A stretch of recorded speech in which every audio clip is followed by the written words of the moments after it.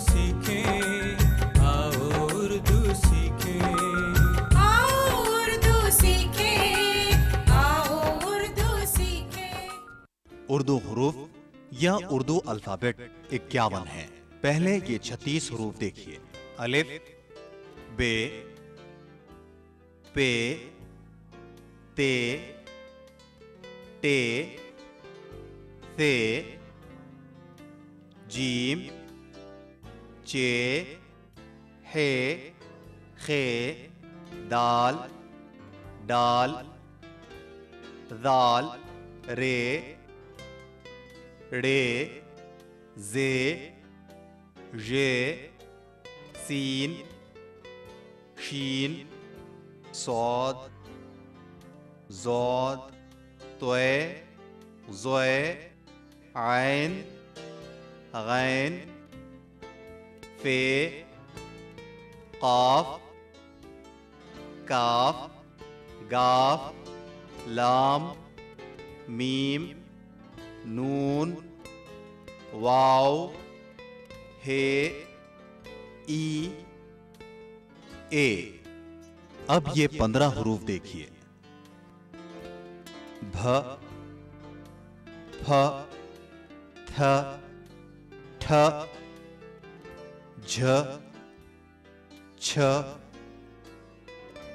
ध, ढ, र, ड़, ख,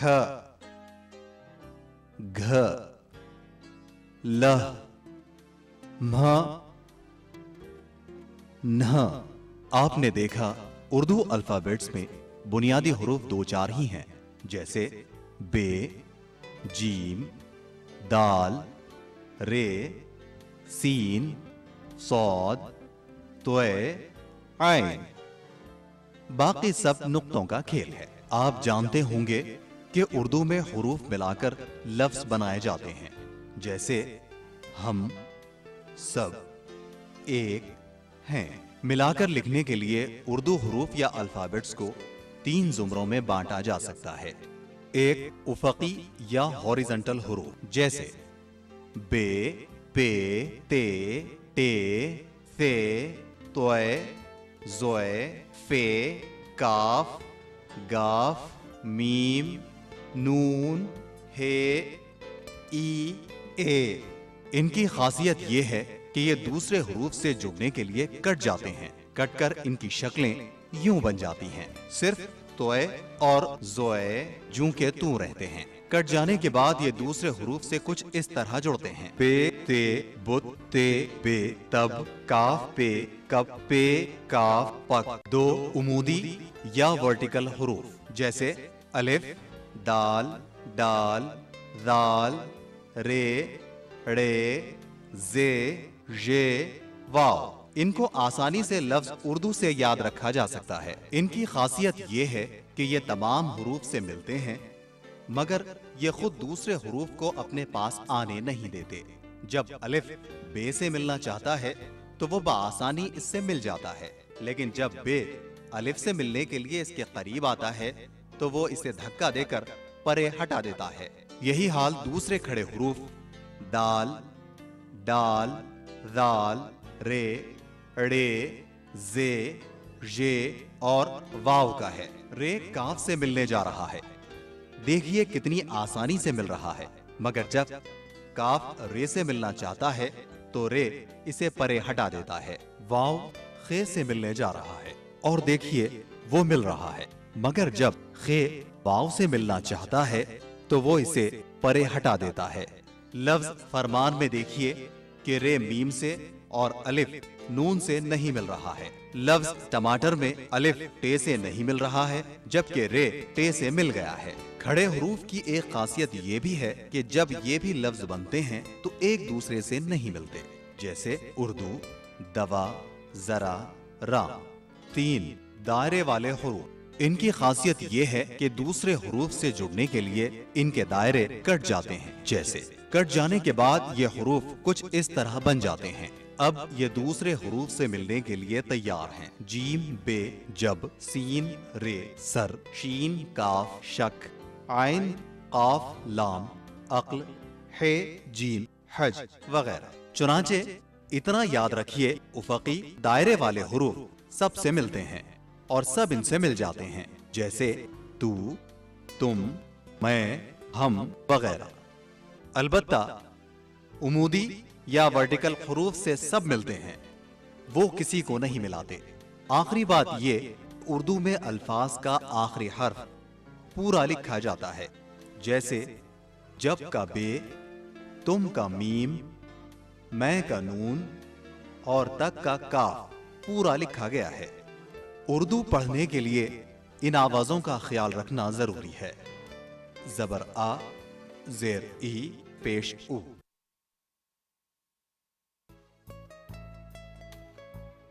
ज़मीर या प्रोनाउन, इस्म की जगह पर जो अल्फाज इस्तेमाल होते हैं वो ज़मीरें हैं। इनकी 5 किस्में हैं: ज़मीर शख्सी, ज़मीर मौसूला, ज़मीर इस्तिफ़हामिया, ज़मीर इशारा और ज़मीर तनकीर। ज़मीर शख्सी वो अल्फाज हैं जो हम शख्स या अशख़ास के लिए इस्तेमाल करते हैं, जैसे मैं, तुम और वो। ज़मीर मौसूला, ज़मीर मौसूला वो ज़मीर है या ज़माइर मौसूला वो अल्फाज हैं जो 2 लफ्ज़ों को मिलाने या 2 फ़िक्रों को जोड़ने के लिए आती हैं। मिसाल के तौर पर जो, जिन्हें। अज़ीज़ दोस्तों, आदाब अर्ज़ है, आओ उर्दू सीखें कि आलमी जमात में आप सबका दिली खैर मक़दम है। हम पढ़ रहे हैं ज़मीर और उसकी किस्में। ज़मीर यानी प्रोनाउन। पिछली क्लास में हमने ज़मीर की 2 किस्में देखी थी। आज की क्लास में हम ज़मीर की मज़ीद 3 और किस्में देखेंगे। तो चलते हैं और देखते हैं कि वो ज़मीर की कौन कौन सी किस्में हैं। तो चलें।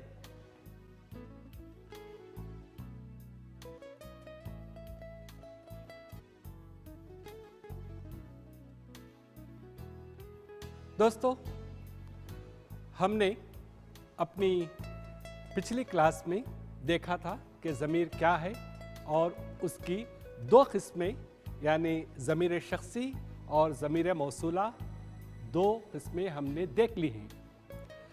अब हम देखेंगे ज़मीर इस्तिफ़हामिया।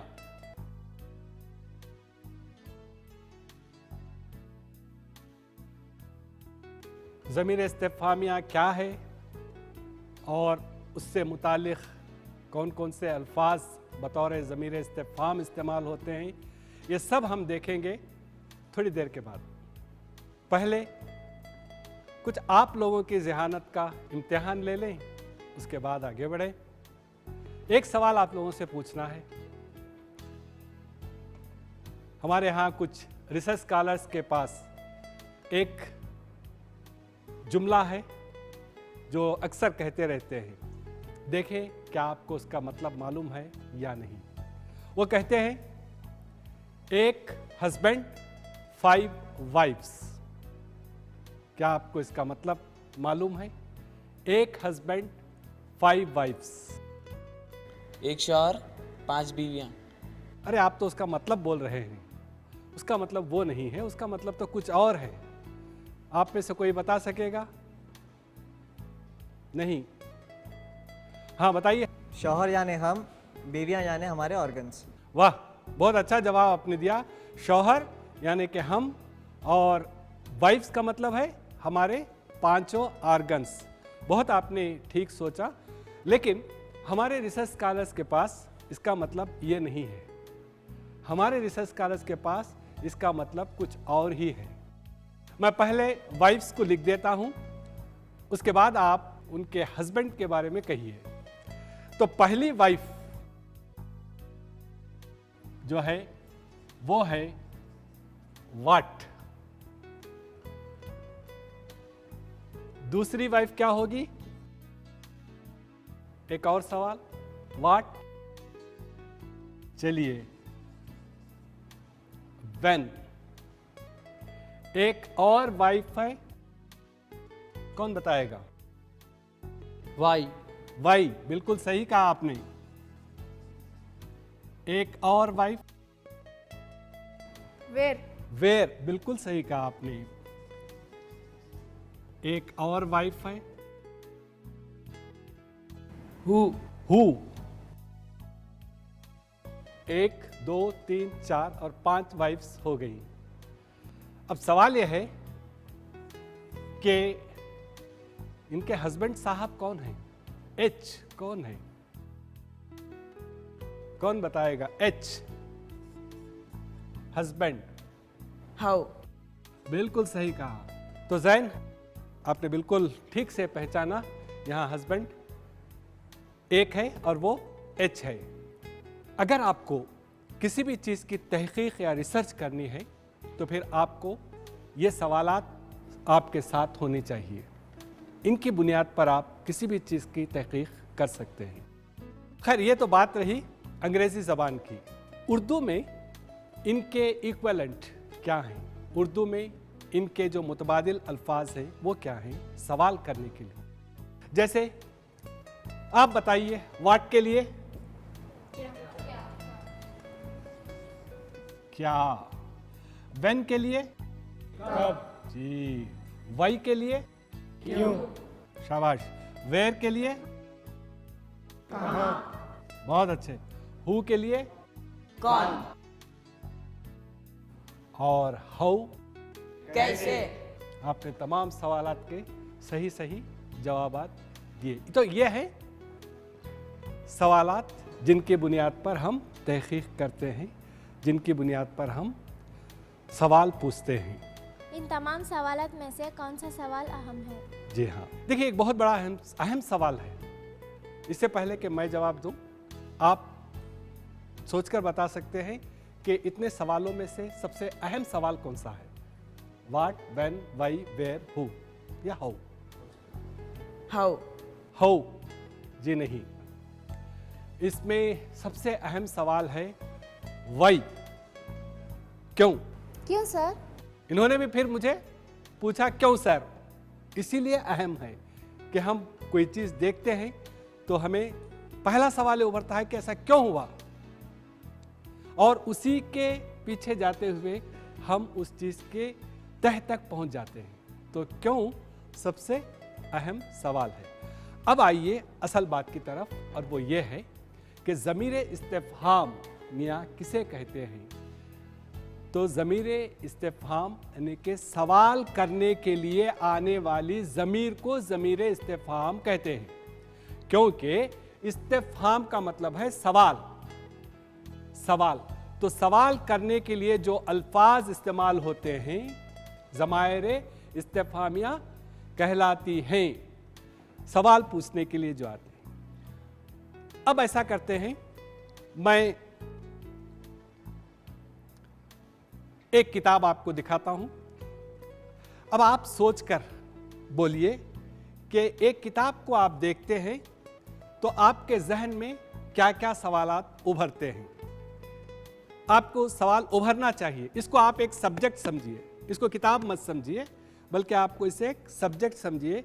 और अब आप सवालात करेंगे इस किताब को देखकर। चलिए आप पूछिए। ये किताब कैसे हासिल की जा सकती है?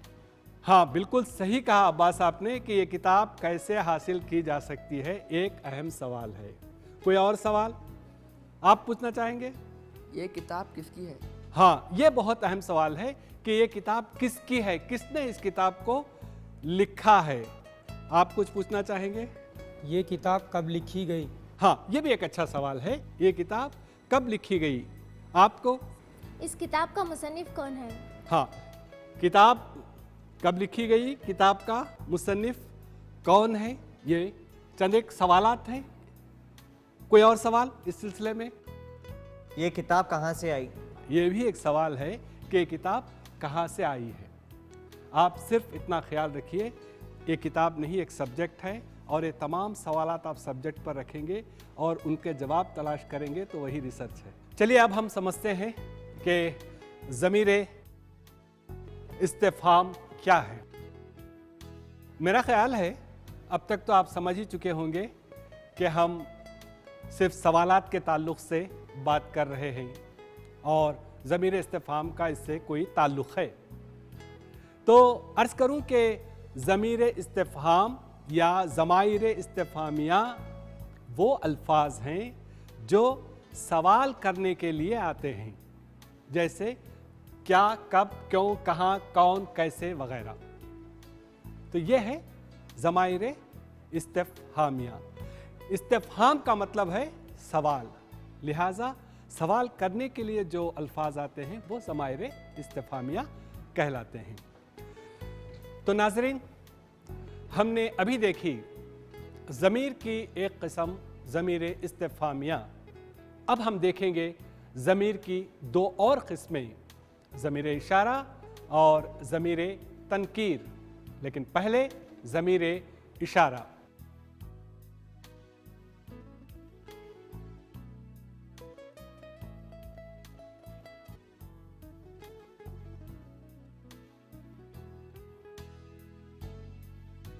यह है ज़मीर इशारा और ये, जैसा कि आप देख सकते हैं, ज़मीर की चौथी किस्म है, ज़मीर इशारा। दोस्तों, आप तो जानते ही होंगे कि इशारा किसे कहते हैं।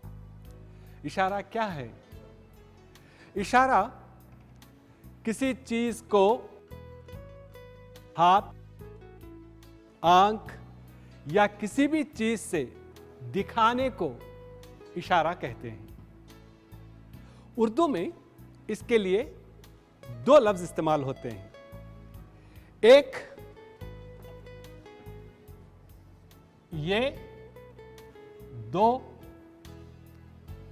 वो, ये और वो।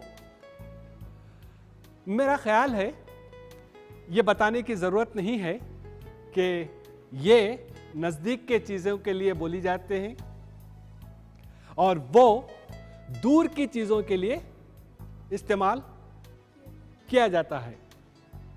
ठीक है, जैसे मिसाल के तौर पर अब मेरे बिल्कुल करीब मेज़ है, मैं कहूँगा ये मेज़ है।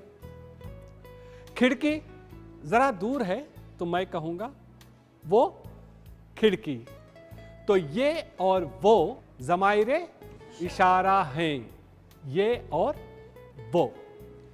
अब आइए एक और किस्म ज़मीर की हम देखें और वो है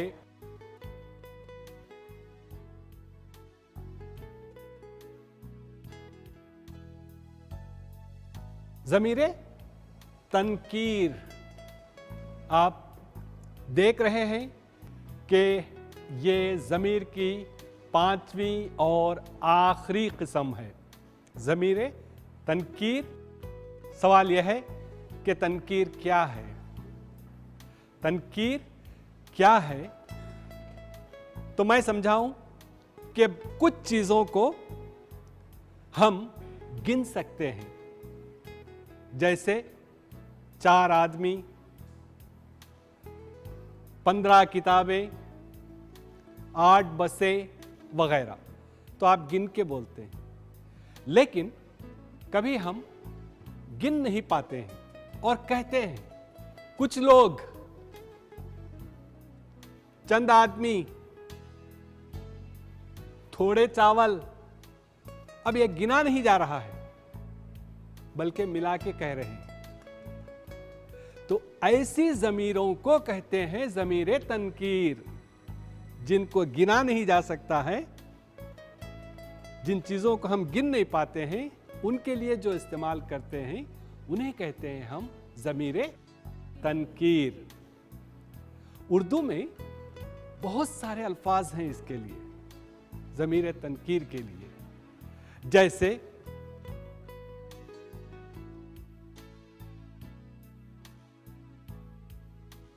ये देखिए काफ छ, कुछ। अभी मैंने कहा कुछ लोग, यूं भी कहते हैं, कुछ तुम भी कहो, कुछ हम भी सुने, कुछ इस्तेमाल में आता है। इसी तरह चंद,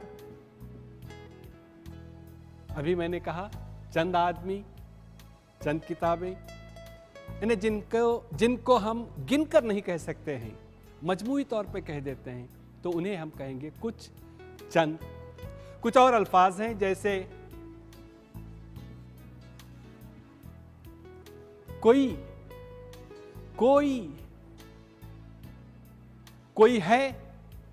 कोई है यहां पर। अब यह नहीं कहा जा सकता है कि जो है वो एक है या 10-15 है। कोई तो हो जो ये कहे, तो वो एक भी हो सकता है, कई भी हो सकता है, तो कोई भी इस्तेमाल करते हैं। इसी के साथ एक और लफ्ज भी आता है बाज। हम कहते हैं बाज लोगों का ये ख्याल है। अब ये नहीं कह रहे हैं कि कितने लोग हैं, बाज लोगों का ख्याल है, तो ये भी ज़मीरे तनकीर है। इसी तरह एक है बेशुमार। शुमार कहते हैं गिनने को, बेशुमार जिन्हें गिना नहीं जा सकता है।